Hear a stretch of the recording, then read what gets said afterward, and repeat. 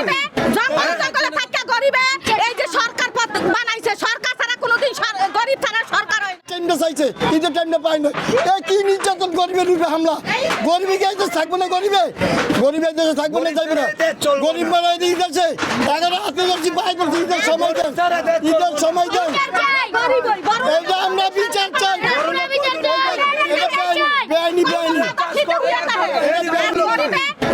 জঙ্গলে থাকা গরিবে এই যে সরকার বানাইছে, সরকার ছাড়া কোনোদিন গরিব ছাড়া সরকার হয় না।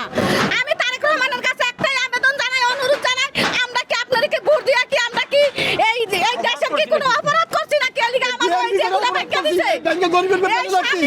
এই বিএমপি করে 16 বছর সিদ্ধান্ত ধান খেতে ঘুমাইছি, এই অপরাধ এই লাভের টাকা 100 সুদের টাকা যা অবস্থা, এই অবস্থা। আর কি আপনার কাছে আবেদন জানাই, আপনি তদন্ত করেন না, তদন্ত কমিটি করে এই গরিব পেটে লাগতে দিয়েছে কেন?